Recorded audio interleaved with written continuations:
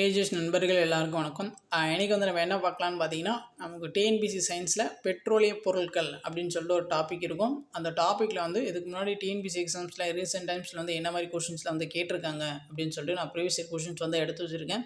இந்த வீடியோஸ் வந்து நீங்கள் ஃபுல்லாக பாருங்கள். அந்த டாப்பிக்லேருந்து எப்படிலாம் வந்து கொஷின்ஸ் வந்து கேட்டிருக்காங்க அப்படின்னு சொல்லிட்டு உங்களுக்கு ஒரு ஐடியாஸ் வந்து கிடைக்கும். ஸோ நம்ம சேனலில் பார்த்தீங்கன்னா டாபிக் வைஸ் வந்து நம்ம ப்ரீவியஸ் இயர் கொஷின்ஸ் வந்து அப்டேட் பண்ணி கொடுத்துட்ருக்கோம். ஸோ நம்மளுடைய சேனல் சப்ஸ்கிரைப் பண்ணாதவங்க கொஞ்சம் சப்ஸ்கிரைப் பண்ணி ஃபாலோ பண்ணி வச்சுக்கோங்க. சரி வாங்க பார்க்கலாம். ஸோ ஃபஸ்ட் கொஸ்டின் பாருங்கள், சுண்ணாம்பு நீரை பால் போல் மாற்றும் வாயு வந்து எது அப்படின்னு சொல்லி கேட்குறாங்க. சுண்ணாம்பு நீரை பால் போல் மாற்றும் வாயு ஸோ எதுன்னு பார்த்தீங்கன்னா option C, carbon di oxide. So அடுத்த கொஸ்டின் பாருங்கள், பின்வருவனவற்றுள் எந்த வேதிப்பொருளானது சமையல் எரிவாயு உருளைகளில் அடைக்கப்படும் எரிவாயுவில் சேர்க்கப்படுகின்றது அப்படின்னு சொல்லி கேட்குறாங்க. ஸோ இதுக்கான ஆன்சர் பார்த்தீங்கன்னா option B, ethyl mercaptan. So இது வந்து எதுக்காக வந்து சேர்க்குறான்னு பார்த்தீங்கன்னா, அந்த கேஸ் லீக் ஆகுதா இல்லையா அப்படின்னு சொல்லிட்டு வாசனை வரணும் இல்லையா, ஸோ அதுக்காக வந்து இந்த வேதிப்பொருளை வந்து சேர்ப்பாங்க, மெர்காப்டன். ஸோ அது வந்து ஞாபகம் வச்சுக்கோங்க. ஸோ அடுத்த கொஸ்டின் பாருங்கள், எல்பிஜி சமையல் எரிவாயு என்பது டேஷ் கலவையாகும் அப்படின்னு சொல்லி கேட்குறாங்க. ஸோ இதுக்கான ஆன்சர் பார்த்தீங்கன்னா option B, C4H10 + CH3H8. So இது வந்து என்ன அப்படின்னு சொல்லிட்டு நீங்கள் வந்து கமெண்ட் பண்ணுங்கள். இது வந்து பாக்ஸ் கண்டென்ட்லேயே வந்து கொடுத்துருப்பாங்க, எல்பிஜியோடைய கலவை என்ன அப்படின்னு சொல்லிட்டு. பியூட்டேனா, ப்ரொப்பேனா, பென்டேனா அப்படின்னு சொல்லிட்டு நீங்கள் வந்து கமெண்ட் பண்ணுங்கள், இல்லை மீத்தேனா. ஸோ இந்த வாய்ப்பாடை டைப் பண்ணி நீங்கள் வந்து கமெண்ட் பண்ணுங்கள்.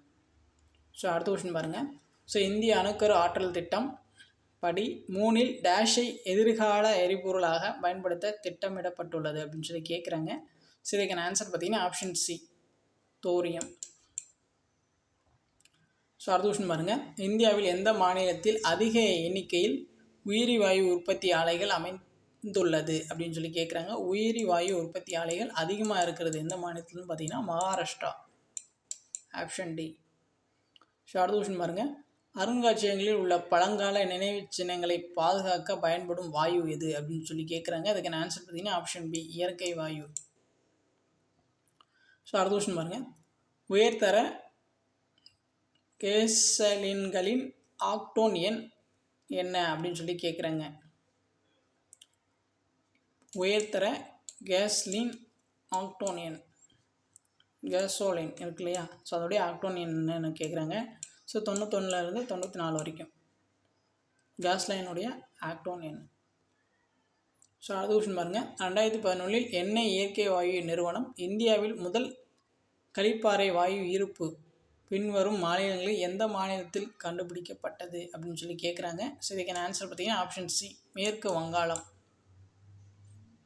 அடுத்து பாருங்கள், பின்வரும் நோட்டில் எது சரியாக பொருத்தப்பட்டுள்ளது அப்படின்னு சொல்லி கேட்குறாங்க.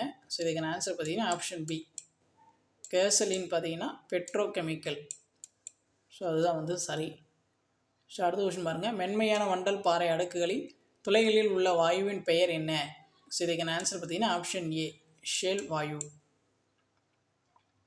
ஸோ அடுத்து பாருங்கள், டீசல் என்ஜினில் உள்ள எரிபொருளின் பற்ற வைப்பு தாமத கால அளவை அளப்பதற்கு உதவும் அளவு வந்து என்ன அப்படின்னு சொல்லி கேட்குறாங்க.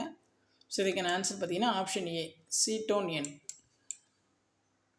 ஸோ அடுத்த கொஸ்டின் பாருங்கள், அடிப்படை பெட்ரோகெமிக்கல் மற்றும் அவற்றின் இறுதி தயாரிப்புகளின் வளர்ச்சிக்காக குழு உருவாக்கப்பட்டது. ஸோ எந்த குழு அப்படின்னு சொல்லி கேட்குறாங்க.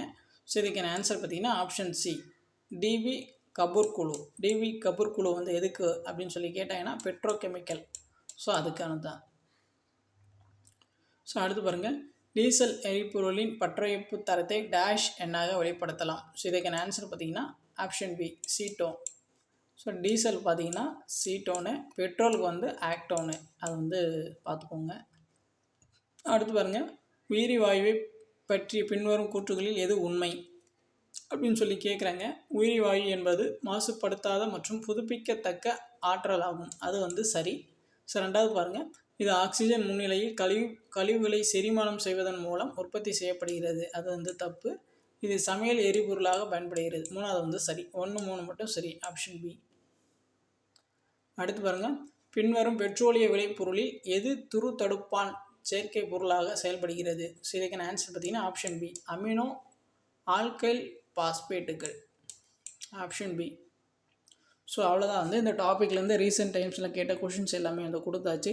உங்களுக்கு வேறு ஏதாச்சும் டவுட் இருந்துச்சுன்னா நீங்கள் வந்து கமெண்ட் பண்ணுங்கள், நம்ம வந்து ரெஸ்பான்ஸ் பண்ணுவோம். ஸோ இப்போ தான் வந்து நம்ம சேனல் ஃபஸ்ட் டைம் பார்க்குறீங்கன்னா கொஞ்சம் சப்ஸ்கிரைப் பண்ணி சப்போர்ட் பண்ணுங்கள். தேங்க்யூ.